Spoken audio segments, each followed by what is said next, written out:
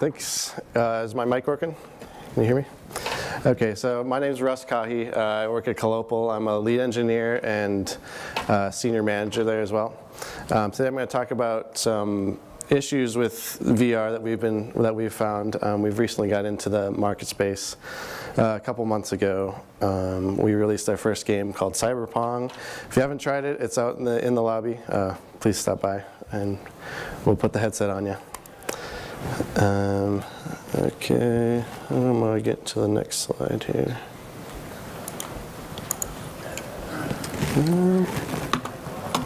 So where are we going? It's this way. Oh, Next. gotcha. Okay, difficulty number one. I think this is probably a big question on people's mind right now, is when to get into VR. VR has actually been around for quite a while. The first VR experience was in 1962 with a machine called Sensorama. It was kind of used video to overlay and kind of give you this virtual reality type feeling. And then, as many of you may or may have not heard of, the Virtual Boy came out in 1995, which was pretty exciting, but really didn't take off too well. We believe, there we go. We believe that the market's going to look something like this. If you look from PC games up to smartphones, the market has kind of reached its peak after a few years and then started to go down. We believe that VR is, in its early stages and will potentially start taking off within the next couple of years. Right now we're in this introductory stage where there's a lot of potential, but it also has the higher costs of getting in and not making your money back. And there's also the software and the hardware costs up front, which are still an issue. But so as another issue that we found in developing for VR is locomotion is actually a really big deal. How do you get around in VR? With virtual reality, you definitely want to be able to walk around and explore your environment, but a lot of, at least the demos that I've been trying, you get motion sickness when your character starts moving but your physical body does not. So we've actually decided to go with the HTC Vive, which uses a one-to-one room scale environment where your physical body is what controls the locomotion in the space. There's a picture on the right here of our game Cyberpong. It's quite similar. It's the same setup. We have two base stations kind of tracking your motion, and the controllers are also hand tracked.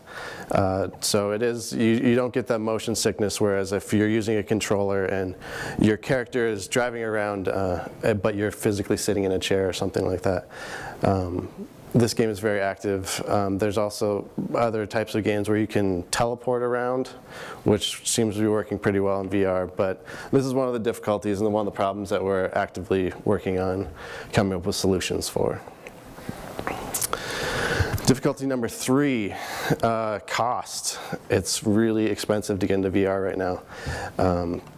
To just take your regular computer right now and to make it VR ready, this is kind of the basics of what you're going to need.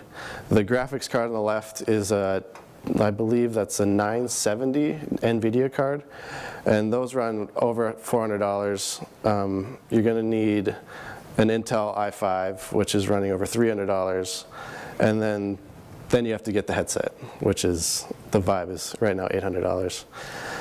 So what you're looking at is at least $1,500 just to get into VR, which is more expensive than any of the other gaming devices out there. So right now, one of the biggest barriers to entry is the cost. VR loneliness. So when you put on a headset, you're quite removed from the rest of the world. So we've come up with a solution for this in making multiplayer games. So another example of our game Cyberpong here, we you have two players playing against each other. The first thing people do when they get in there is, they're waving their hands and they're really excited to see someone else in this virtual space. We think that making multiplayer games is really going to be important because, like I said, when you put that headset on, you kind of feel like you're disconnected from the rest of the world. But when you can see someone else in there, it really makes for a better experience.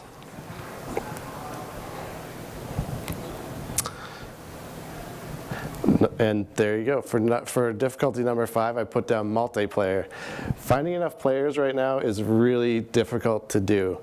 So we have about 3,000 or 4,000 people playing our game, but getting them to play at the same time is really difficult to do.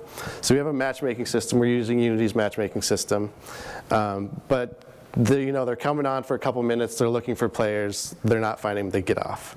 So we've actually, for our solution for this, we're doing this thing called Duel the Devs, where we will be online for an hour each day. Actually, we're doing this on Fridays, and we will play people just to kind of get people excited about it. You'll have someone to play with, and we actually give away Steam gift cards to the people that beat us. And as a secret, we actually give away Steam gift cards to anyone that plays us, but we say that you have to beat us. Difficulty number 6 is the peripherals. I just came from a conference in Korea and I saw some really, really intense peripherals. So the one on the left allows you to walk around a little bit. It's not quite there, it doesn't feel good yet, but you can see it takes up a lot of floor space. These chairs are really taking off on the right, and you do like roller coaster experiences like that, and they're just too big, and there's too many. There's gloves, there's all these peripherals that are coming out, and it's not realistic to assume that someone can have these in their homes. So what we see as a solution is VR arcades. So VR arcades kind of solve all the problems that I see. They're more affordable for an everyday player to come in, have the headset, have the peripheral set up. You have the space to do it. Room scale is great, but not everyone has a room that they can dedicate to this type of thing. And then you get the social aspect of it as well. You get, your friends can come together. You can find people there. You can all get together and play VR games, which again is one of the difficulties that I see. So I was also just in China last week. This is one of the VR arcades that we were working with in Hangzhou. This is actually in a shopping mall, and they seem to have like lines of people just waiting to play VR games. They charge them by the minute. It's open in the front, so you can kind of see what the people are doing. There's 2 rooms to this one actually, so you can do like a multiplayer type game like Cyberpunk. And this is, I think, really where VR is going to go, at least in the short term. When the price is high, the barrier to entries are significant. I think VR arcades are going to take off pretty soon. So what is the future of VR? The best way to predict the future is to create it. So we're creating content, and we are trying to solve the problems of VR right now, and hopefully you'll see us around in a few years with more solutions to all these problems. Thank you very much.